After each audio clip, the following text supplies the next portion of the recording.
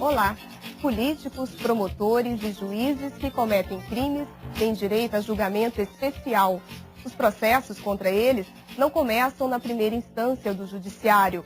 Eles são julgados diretamente pelo Supremo ou pelo Superior Tribunal de Justiça. É o chamado foro por prerrogativa de função. Os críticos da regra, mais conhecida como foro privilegiado, alegam que ela favorece a impunidade.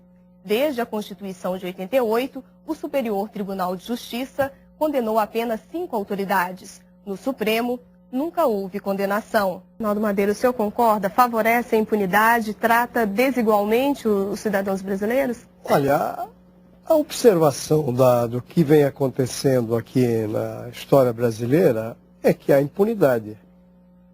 Agora, quero dizer aqui que a impunidade não é só dos políticos e dos que ocupam um cargo público.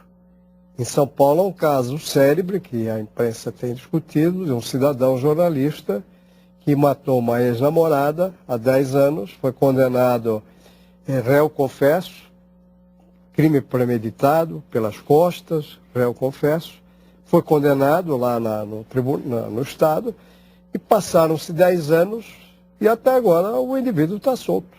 Frequenta lá lugares. E não é foro privilegiado.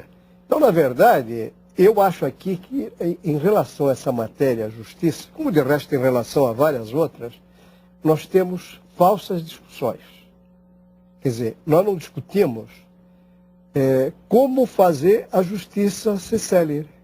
Não apenas no caso dos políticos, dos homens que têm cargos públicos, mas em todos os casos. A justiça é extremamente lenta. O ministro citou os Estados Unidos. Pois bem, nós vemos, ainda agora, recentemente, nos Estados Unidos, cidadãos que em 3 meses, 6 meses, são condenados a penas definitivas.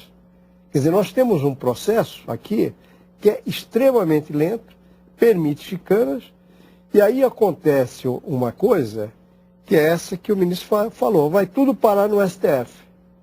Então, eu lembro de ter visto uma estatística de ano em que o STF jogou 100 mil, quer dizer, foram para o STF mais de 100 mil ações.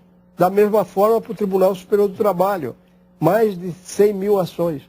Como é que 11 homens podem julgar mais de 100 mil ações?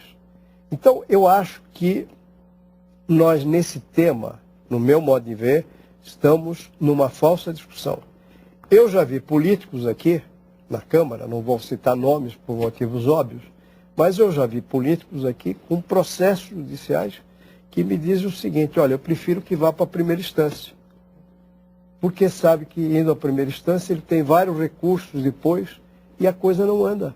É porque, na verdade, não tem recurso. O foro privilegiado já começa no Supremo. Pois é, veja, se o foro privilegiado, se o foro privilegiado, se esse foro chamado privilegiado funcionasse e tivesse as condições dos ministros julgarem, isso poderia ser uma coisa rápida, o sujeito condenado e não tem mais recurso.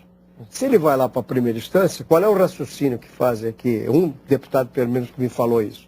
Qual é o raciocínio feito?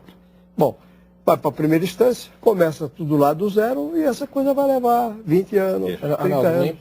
Então, há um problema do funcionamento da justiça no país. Essa é a realidade. O ministro coloca bem, nós temos uma tradição imperial, uma tradição ibérica, que nos leva a essa situação de impunidade generalizada.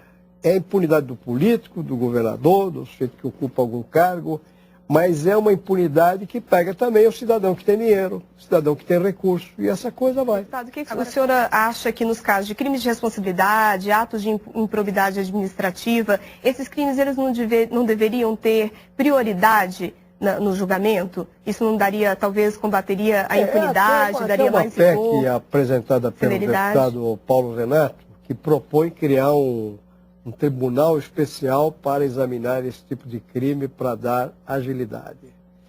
Eu não sei se essa é a solução. Eu acho que quando você tem um processo de origem em que as coisas não funcionam bem, a tendência nossa é ficar discutindo reforma para atender uma determinada situação. Aí essa situação é ultrapassada, já se vai discutir uma outra forma de mudar a legislação. E nós não entramos no cerne do problema. Eu acho que algumas coisas que o Supremo tem decidido, que é esse efeito vinculante para determinadas decisões, que poderiam ajudar na celeridade da justiça. Eu não sou jurista, mas a minha impressão é o seguinte: boa parte dos crimes, das avaliações da justiça, deviam terminar nos estados. Não tinha que vir até aqui em cima, tanto para a justiça do trabalho como para todas as justiças. Devia terminar lá embaixo. Deputado, briga de cachorro chegou no Supremo Tribunal Federal. É cômico, não é? Olha, seria cômico se não fosse trágico. Pois é, eu lembro de um caso lá em São Paulo, de onde colocar não é bem o lixo, houve um projeto para rebaixar a calha do Tietê. Então tinha que tirar a areia que estava lá para acabar com as enchentes no Tietê.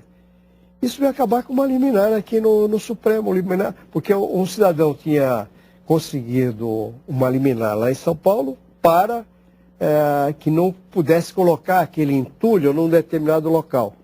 Então veio parar aqui no Supremo, o Supremo derrubou a liminar, o Supremo discute tudo. E aí, digamos, acabou a obra, tal, já perdeu até o sentido da ação. Então tudo vem parar no Supremo. Isso tem que acabar. Sem dúvida. Deputado